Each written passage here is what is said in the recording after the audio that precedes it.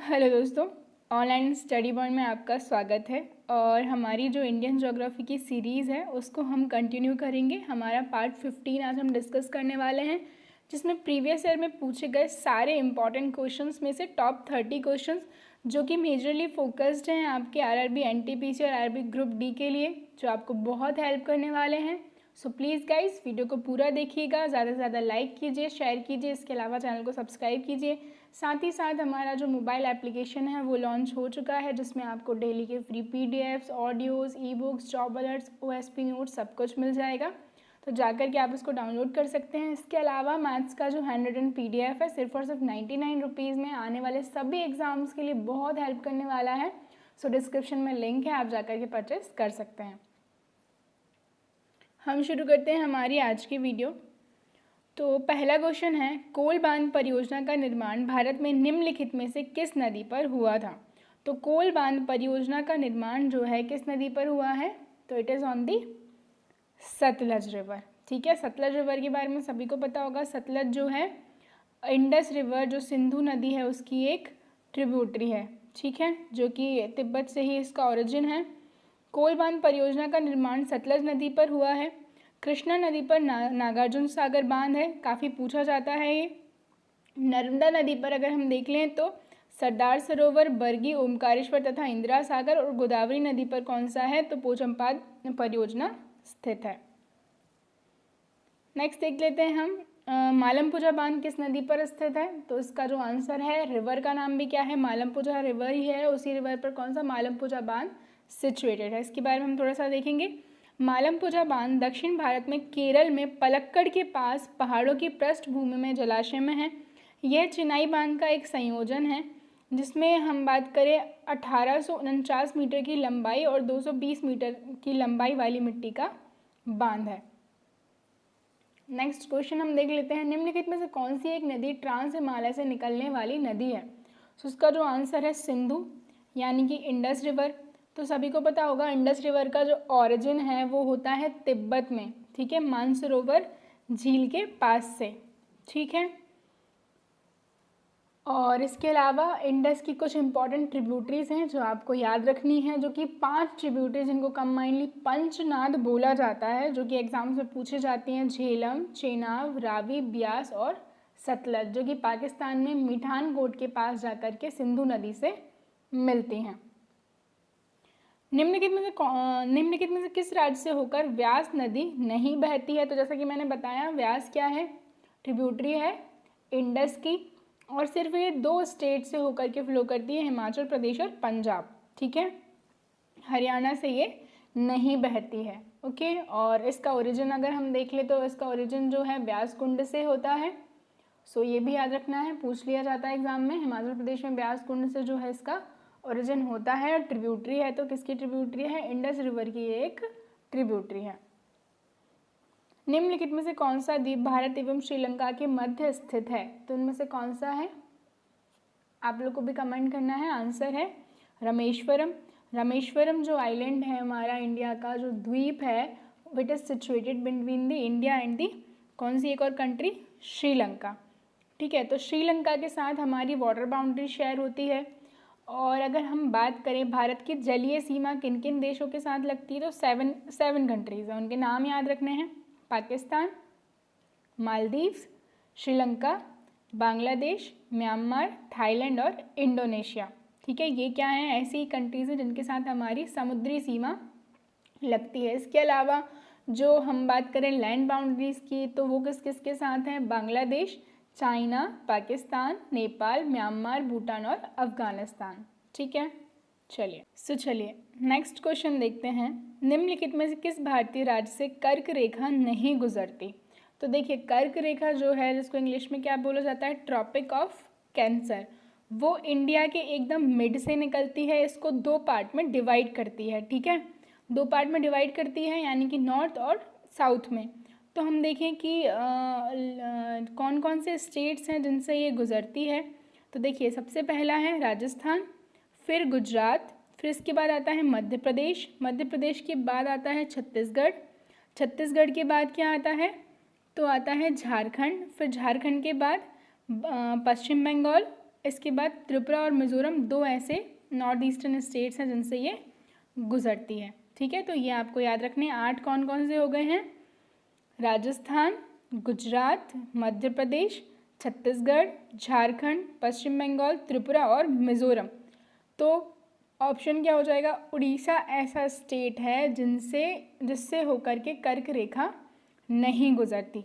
ठीक है, इसके अलावा एक हमारा जो IST है, इसके बारे में पूछ लिया जाता है कि ये कौन कौन से स्टेट से गुजरता है। तो ये गुजरता है 5 स्टेट से। वो कौन कौन से हैं? तो उत्तर प्रदेश, मध्य प्रदेश, छत्तीसगढ़, उड़ीसा और आंध्र प्रदेश। ठीक है, इन 5 स्टेट से होकर जो हमारा इंडियन स्टैंडर्ड टाइम की जो लाइन है वो गुजरती है। अगला क्वेश्चन देख लेते हैं। निम्नलिखित में से कौन सा भारतीय राज्य बांग्लादेश के साथ सीमा साझा नहीं करता? तो देखिए, मैं आपको बताती हूँ 7 कंट्रीज़ के साथ हमारी लैंड बाउंड्री शेयर होती है, जिसमें है पाकिस्तान, अफ़गानिस्तान, चाइना, नेपाल, भूटान, बांग्लादेश और म्यांमार। ये 7 कंट्रीज़ हैं जिनके साथ हमारी लैंड बाउंड्री लगती है। इनमें से सबसे बड़ी जो बाउंड्री है वो शेयर होती है बांग्लादेश के साथ, लगभग 4096 किलोमीटर। तो कौन कौन से स्टेट्स हैं जो उसकी बाउंड्री को टच करते हैं? तो मैप में भी आप देख सकते हैं, असम है, मेघालय है, मिज़ोरम है, त्रिपुरा है और पश्चिम बंगाल है। ठीक है, इसके अलावा ऑप्शन में क्या है? तो अरुणाचल प्रदेश की बाउंड्री बांग्लादेश के साथ नहीं लगती, जबकि असम, मिज़ोरम, त्रिपुरा, मेघालय और पश्चिम बंगाल की बाउंड्री बांग्लादेश के साथ शेयर होती है। ठीक है, गारो खासी जयंतिया पहाड़ियों का निर्माण किसके समकालीन हुआ है? तो आंसर है इसका जो मालवा का पठार है। ठीक है, मालवा का पठार मेजरली हम देखेंगे मध्य प्रदेश में काफ़ी हद तक फैला हुआ है। और गारो खासी जयंतिया जो है मेघालय प्लेट्यू का पार्ट है, जो कि पार्ट है हमारे प्रायद्वीपीय पठार का, जो पेनिनसुलर इंडिया है उसी का ये पार्ट है। और इसका जो निर्माण हुआ है मालवा के पठार के कंटेम्प्रेरी है। भारत के प्रायद्वीपीय पठार का विस्तार कहाँ तक है? तो जैसा कि मैंने आपको बताया, मेघालय का पठार, मेघालय प्लेट्यू या फिर इसको शिलोंग प्लेट्यू भी कई एग्जाम्स में पूछ लिया जाता है, तो ये भी आप याद रखेंगे। गारो खासी जयंतिया जो है इसी का पार्ट है। भारत का डेट्रॉइट किसे कहा जाता है? तो भारत का डेट्रॉइट बोला जाता है पीथमपुर को। पीथमपुर सिचुएटेड है मध्य प्रदेश में, इंदौर के पास में ये सिचुएटेड है। मध्य प्रदेश की कैपिटल क्या है? भोपाल है। CM जो है शिवराज सिंह चौहान है और गवर्नर का जो अभी चार्ज है वो है आनंदीबेन पटेल के पास। नेक्स्ट देख लेते हैं हम, वृद्ध गंगा के नाम से किसे जाना जाता है? तो वृद्ध गंगा के नाम से गोदावरी को जाना जाता है।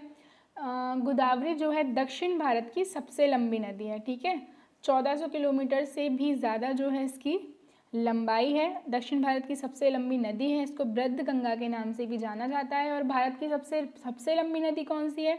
तो गंगा नदी है। 2525 किलोमीटर इसकी लंबाई है, उत्तराखंड से निकलती है। देवप्रयाग में जाकर जब भागीरथी और अलकनंदा मिलती हैं तो वहाँ से इसको गंगा के नाम से जाना जाता है। गिर राष्ट्रीय उद्यान किस राज्य में स्थित है? तो गिर राष्ट्रीय उद्यान जो है सिचुएटेड है इन दी गुजरात। ठीक है, काफ़ी पूछा जाता है national park. Basically national parks तो हर एग्जामिनेशन में पूछे ही जाते हैं। तो ये है मैप में गुजरात। कैपिटल क्या है? गांधीनगर। CM क्या है? विजय रूपाणी। कांजीरंगा राष्ट्रीय उद्यान किस प्रदेश में स्थित है? तो कांजीरंगा राष्ट्रीय उद्यान से कंटिन्यूसली क्वेश्चन पूछा जाता है। ये सिचुएटेड है इन दी असम।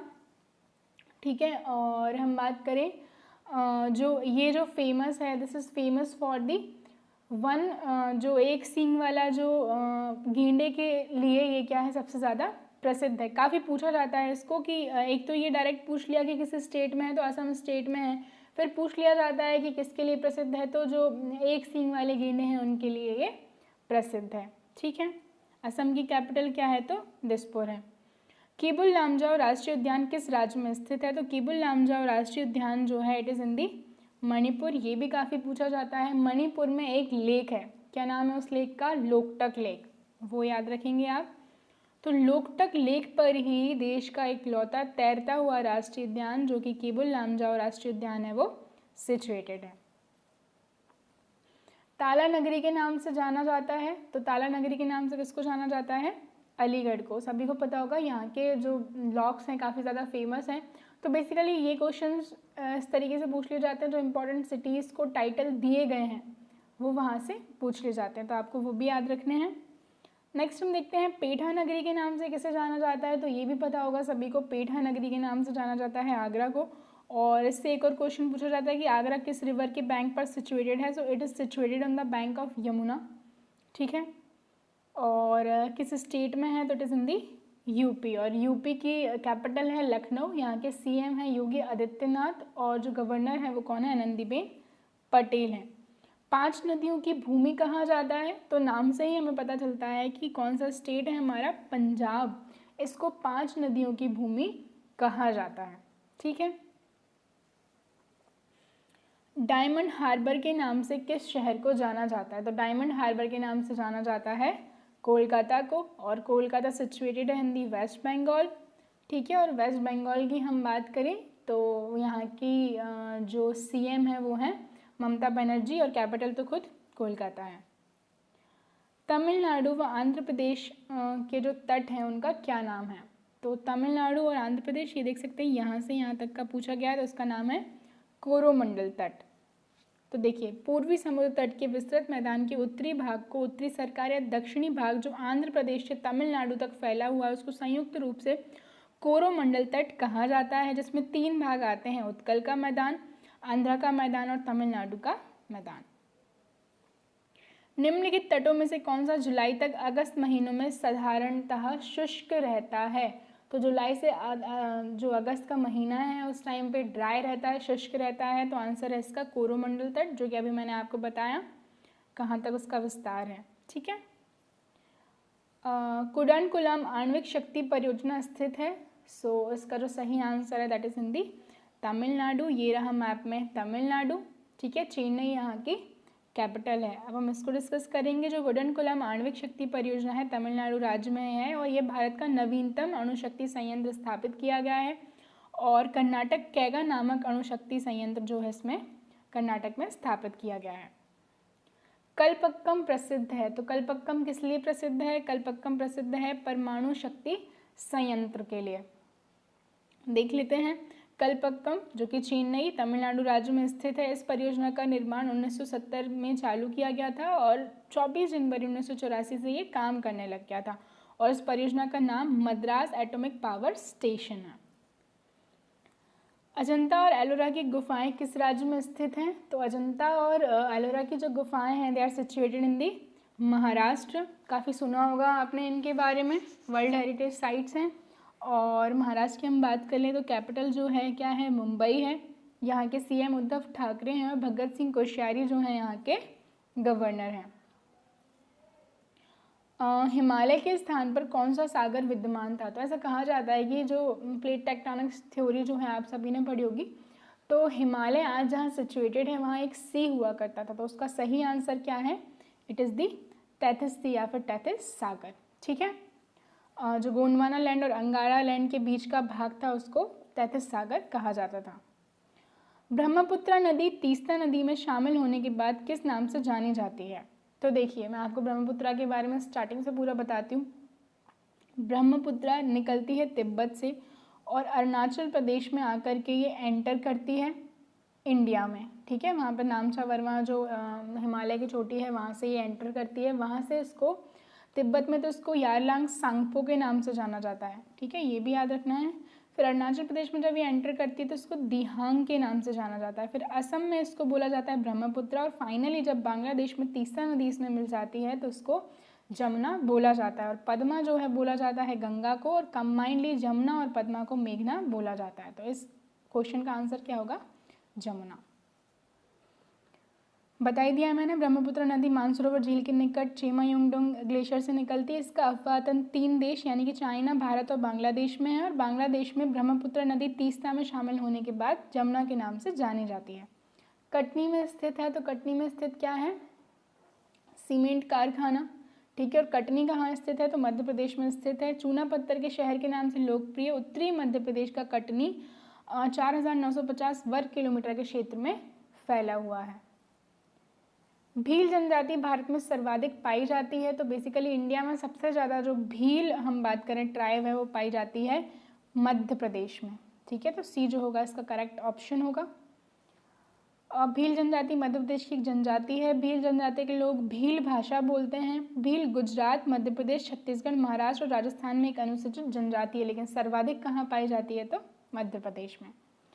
निम्नलिखित में से किस राज्य में मुख्यतः कुकी जनजाति निवास करती है? तो आंसर है इसका मणिपुर। ठीक है, मणिपुर को भी थोड़ी देर पहले भी हमने देखा था, Loktak lake, Keibul Lamjao national park, तो वो भी आपको याद रखने हैं। कुकी मंगोली नस्ल की एक वनवासी जाति है जो असम और अराकन के बीच लुसाई और कचार जिले में रहती है। ठीक है, चलिए हम देखते हैं नेक्स्ट क्वेश्चन। लोकटक शक्ति परियोजना निम्नलिखित में से किस राज्य में स्थित है? तो इसका जो सही आंसर है वो क्या है? मणिपुर, क्योंकि थोड़ी देर पहले ही मैंने आपको बताया था मणिपुर के बारे में कि जो लोकटक लेक है वो सिचुएटेड है इन दी मणिपुर। इसके ऊपर जो फ्लोटिंग नेशनल पार्क है केबुल लामजाओ वो भी सिचुएटेड है। तो जो लोकटक शक्ति परियोजना होगी वो भी किस राज्य में होगी? मणिपुर में। ठीक है, लोकटक पावर स्टेशन बहुउद्देशीय स्टोरेज स्कीम है जो खुंगा और इम्फाल नदी से सिंचित लोकटक झील की एक विद्युत क्षमता का दोहन करता है। सो गाइस, ये हमारी आज की वीडियो थी। आई होप आपको ये वीडियो पसंद आए। उससे पहले हम देखते हैं हमारा लास्ट क्वेश्चन। निम्नलिखित में से कौन ऊर्जा के गैर परंपरागत स्रोत की श्रेणी में आता है? तो इसको नॉन कन्वेंशनल भी बोला जाता है। आंसर है इसका बायोगैस, जिसको जैव गैस या बायोगैस हम बात करें, वह मिश्रण है जो ऑक्सीजन की अनुपस्थिति में जैविक सामग्री के विघटन से उत्पन्न होती है। सो सारे ही प्रीवियस ईयर के पूछे गए क्वेश्चन हमने यहाँ पर डिस्कस किए हैं। आई होप ये आपके लिए इंपॉर्टेंट है। इसको पूरा देखिएगा, ज़्यादा से ज़्यादा लाइक कीजिए, शेयर कीजिए, चैनल को सब्सक्राइब कीजिए। Thank you.